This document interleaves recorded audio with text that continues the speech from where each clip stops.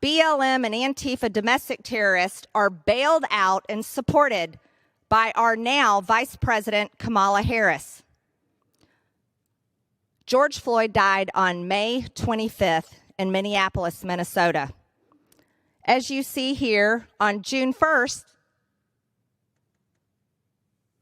we have then Senator Kamala Harris and then Vice Presidential candidate for the United States tweeting a link to the Minnesota Freedom Fund, encouraging people, if you're able, chip in now. Spend some more money to the Minnesota Freedom Fund to help post bail for those protesting on the ground in Minnesota. But yet we know what was going on. These were not protests. These were violent riots. I'm sorry, you can't stand in front of a city on fire and people fighting and say, it's a protest. It's a riot, and it's not peaceful.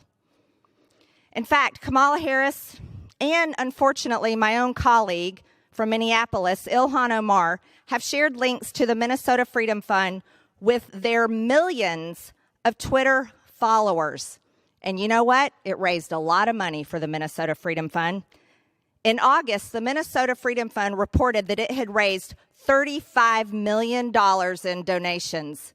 Yes, when the Democrat candidate for the Vice President of the United States says donate to the Minnesota Freedom Fund, people donated.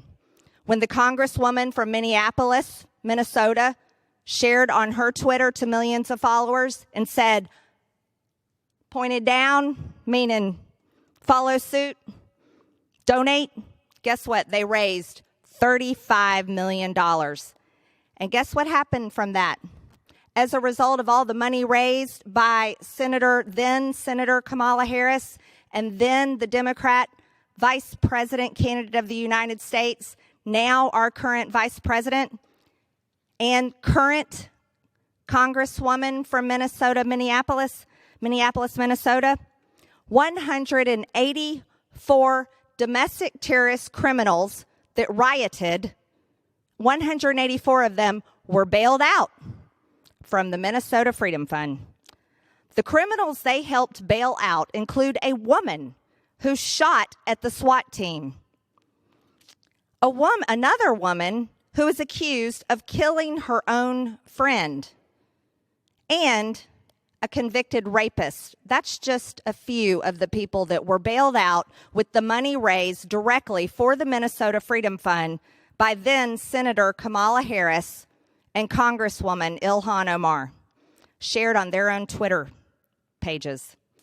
Can you imagine if a Republican Congresswoman or Congressman or a Republican senator or a Republican president shared a bail bond link and said bail out the protesters from January 6th? Can you imagine the result of that? It would be unreal. There has been no lashback. There has been no consequences. There has been no action taken from this irresponsibility, supporting domestic terrorists who are responsible for violence, crime, and costing the innocent American people an exorbitant amount of money, stress, ruining communities, ruining people's livelihoods, and tearing apart our country. No accountability whatsoever.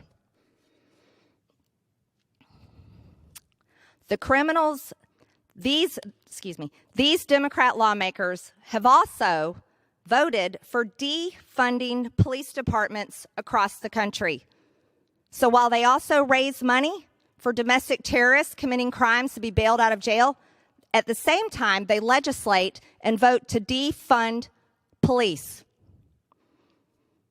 H.R. 1280 that they voted for and passed removed qualified immunity. That means police officers can be sued if someone is upset with them for their actions on the job. Police officers don't make a lot of money. They can't afford big attorney bills. It will ruin them. just because someone may get their feelings hurt because they got arrested.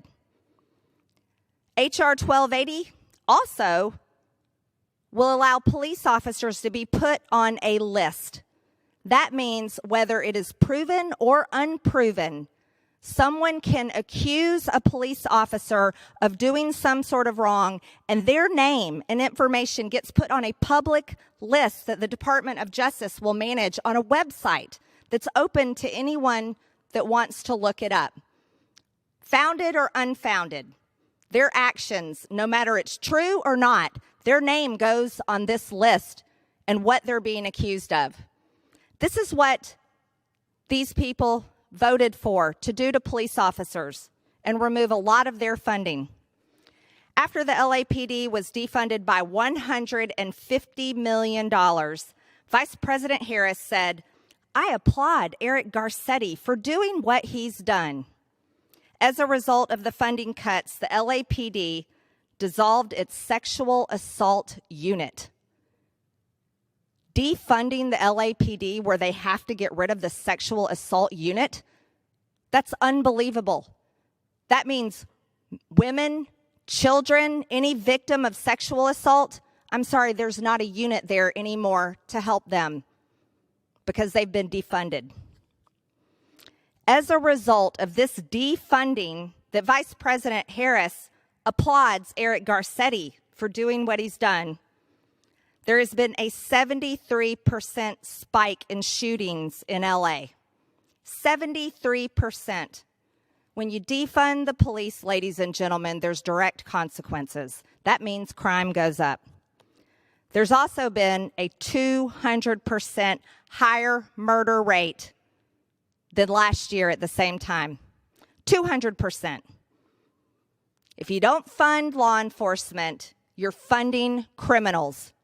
And clearly, we can see this is what some of these Democrat lawmakers have done. They have clearly funded criminals and defunded the police.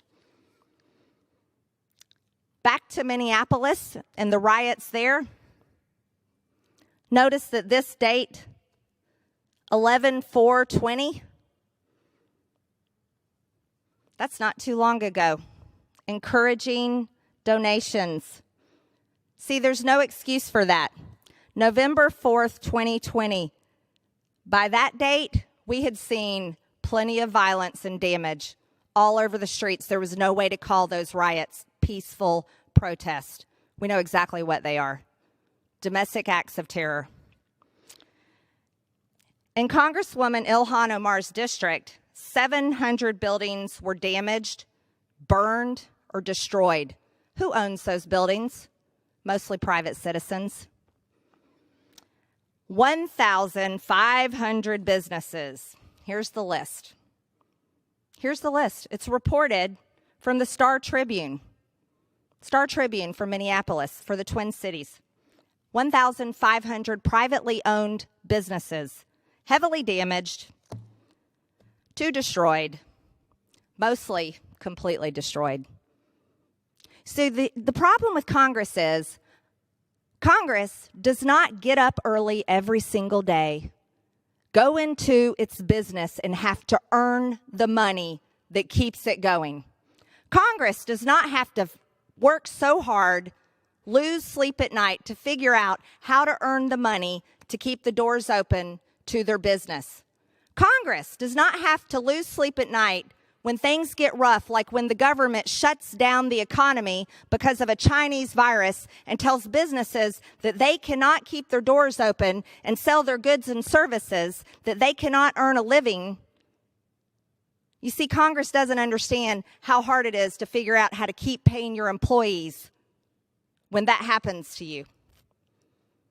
And Congress doesn't understand or seem to care about doing a commission for the people that pay the taxes to keep the lights on in this building, to care about them and why they were violently attacked.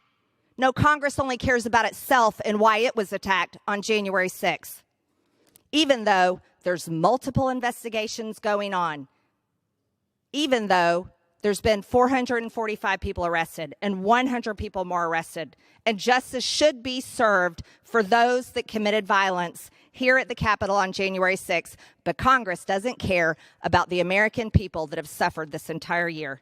And it's despicable. The human cost of a year of riots and violence